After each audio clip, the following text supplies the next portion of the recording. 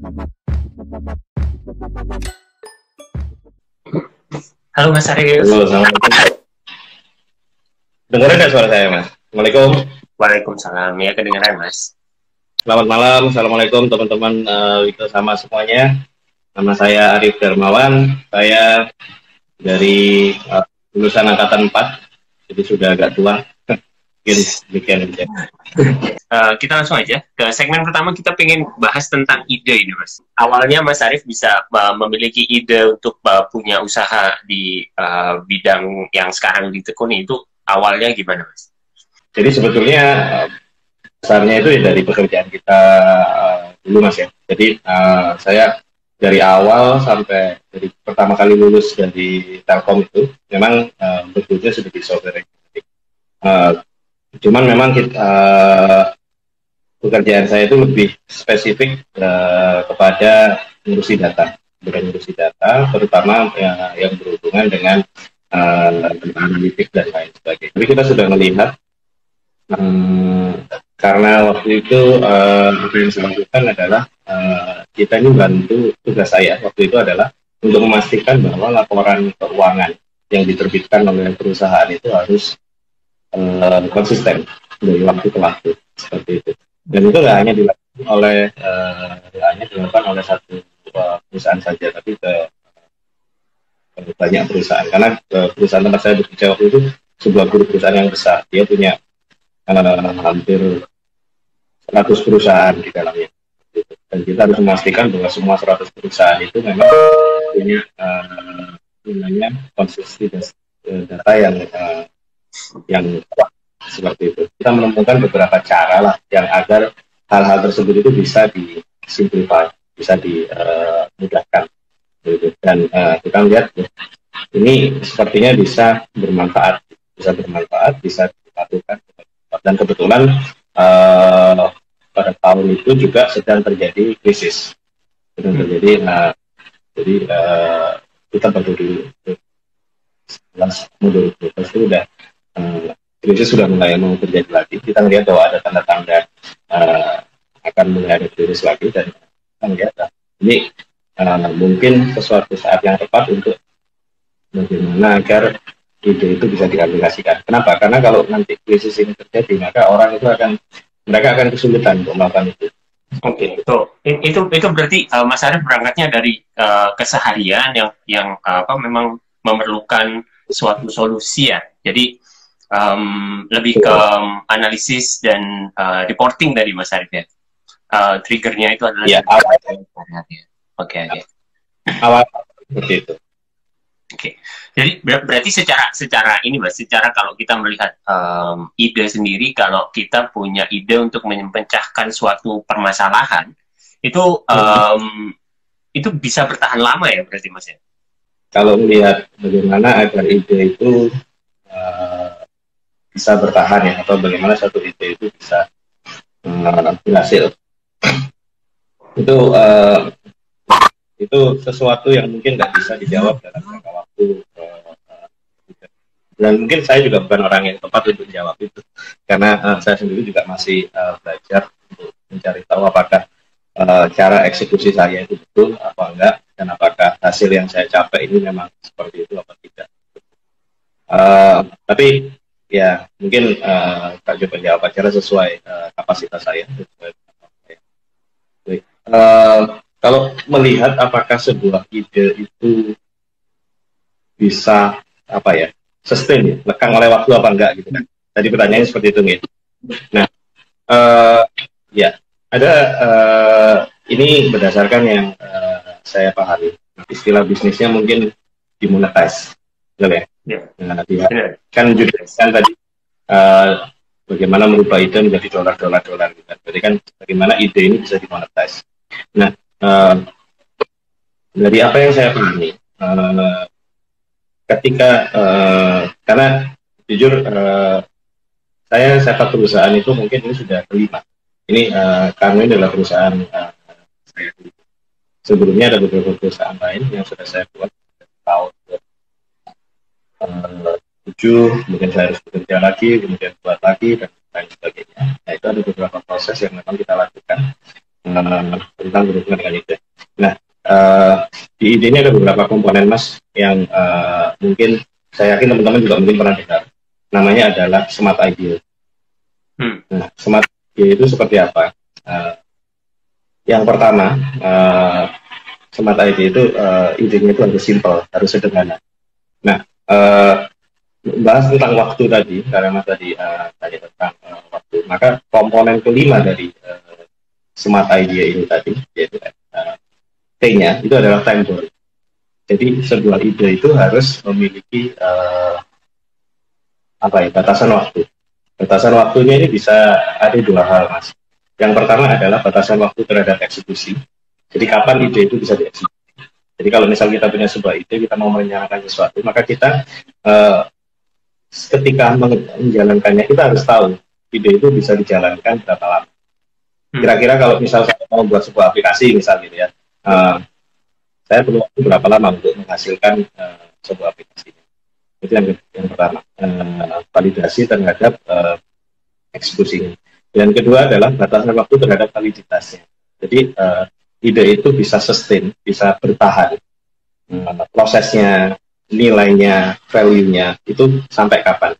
Nah, kalau yang pertama tadi, kalau yang eksekusi itu sifatnya itu harus eksplisit. Dia harus betul-betul waktunya itu harus exact. Harus waktunya itu harus bulat. Kita kalau ngomong ini berapa lama? 3 bulan, 4 bulan, 5 bulan. Nah, harus itu waktunya harus jelas. Tapi kalau yang validitas itu waktunya bisa relatif, Mas, bisa relevan. Tapi kalau waktu relatif, maka tolak ukur relativitasnya itu harus eksak. Lebih kurang seperti itu. Oke. Dan kalaupun misal secara validitas, ketika validitas ide ini kemudian sudah nggak valid, maka itu berarti ya udah itu waktunya bagi seseorang yang mengeksekusi itu untuk mungkin melakukan exit atau mungkin melakukan pivot, dipindah seperti itu. Mungkin seperti itu ya Mas.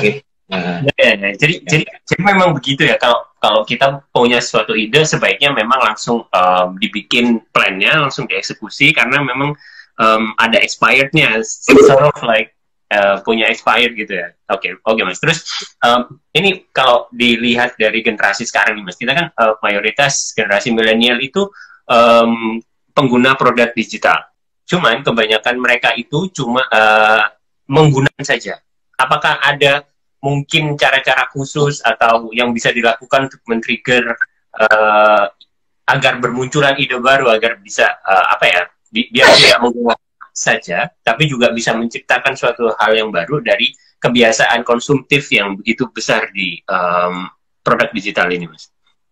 Ya, saya mungkin pertanyaannya tadi bagaimana agar ide-ide itu bisa tidak hanya menguap ya, tidak hanya di kepala sendiri gitu ya Mas, yang mungkin ya.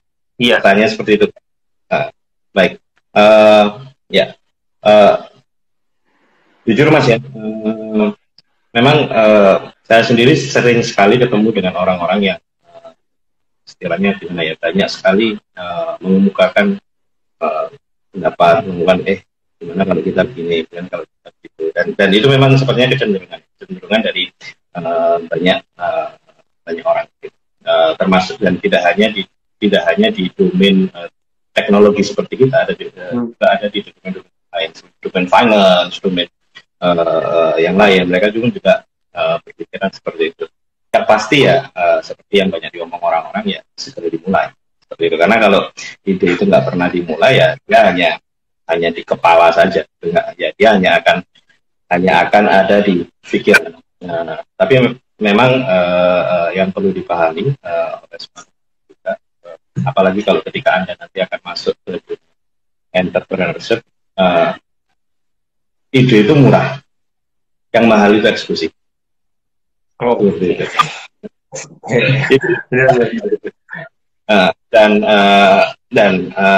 Dan seiring berjalannya waktu, pasti nanti akan banyak orang kita akan belajar lah bagaimana agar ide itu bisa, sebuah ide yang kita miliki itu bisa dieksekusi dengan baik, seperti itu.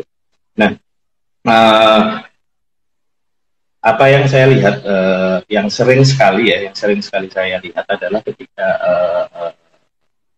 seseorang ini punya sebuah ide, dan mereka sering terganjal, bagaimana agar ide ini dijalankan adalah, pertama mereka punya ketakutan. Dan itu jawabannya kembali kepada yang bersangkutan sendiri, seberapa eager mereka, seberapa willing mereka untuk menjalankan ide. Nah, tapi yang kedua, yang paling penting juga sebetulnya adalah yang saya perhatikan mungkin adalah dari para pemilik ide ini, sering sekali mereka sebetulnya tidak bisa mengukur bagaimana ide ini harus dijalankan, itu Mas. Which is mengukur ini adalah komponen kedua dari ide, komponen kedua dari smart ID tadi. Jadi kan tadi ada smart, SMART, yang pertama tadi simple. Nah, komponen kedua itu adalah measure. Bagaimana kita bisa, ketika kita memiliki sebuah ide, bagaimana kita bisa memastikan bahwa ide ini terukur. Dan terukur ini gimana Mas ya? Terukur ini nggak hanya dari sudut pandang kita saja, tapi dari sudut pandang banyak sisi gitu. Sering sekali kalau misal saya atau teman-teman sedang berdiskusi, maka ketika kita melihat ukuran dari sebuah ide, kita melihatnya dari sudut pandang kita. Padahal sebetulnya untuk bisa merubah sebuah ide menjadi bisnis yang benar, untuk memonetize ide itu, kita nggak hanya harus mengetahui ukuran dari sisi teknikalnya saja, atau dari sisi dari sisi produknya. Ada dua ukuran lagi yang menurut saya itu perlu untuk diketahui oleh teman-teman, dan itu akan berjalan seiring berjalannya waktu. Ketika nanti teman-teman mungkin terjun ke dunia entrepreneurship, maka jenengan akan nyadari sendiri, oh ternyata kita perlu untuk membuat ukuran-ukuran tersebut. Apa ya ukuran tersebut? Yang pertama ya, jadi selain ukuran dari produk yang dihasilkan, yang kedua adalah dari sisi operasionalnya. Karena begini, karena kita ngomong tentang monetize, kalau kita ngomong tentang bagaimana agar ide itu bisa menghasilkan uang ya, bisa menghasilkan uang. Maka kita ngomong kita nggak hanya ngomong ide itu untuk kita sendiri, tapi kita ngomong ide itu untuk orang lain juga. Di mana si orang lain ini nanti dia akan mau memberikan atau mau untuk membayar kepada kita, kepada hasil yang kita hasilkan tersebut. Dan bagaimana caranya agar mereka mau untuk membayar atau memberikan uang kepada kita, harus ada trade off gitu kan. Nah, trade off-nya ini nggak bisa kita hanya sekedar ngomong produk kita menarik, produk kita indah atau enggak. Apa yang harus di trade off itu adalah sebetulnya adalah hukum dasar dari perdagangan itu sendiri, yaitu apapun yang kita sediakan itu harus memberikan kemudahan dari kesulitan yang mereka miliki. Seperti itu. Dan yang ketiga adalah measurement dari sisi tolak ukur dari sisi komersial. Jadi kalau tolak ukur dari isi produk, kita melihat oh produknya sudah ada. Yang kedua adalah tolak ukur dari sisi operasional, bahwa kita melihat oh produk ini bisa menyelesaikan beberapa kasus ini.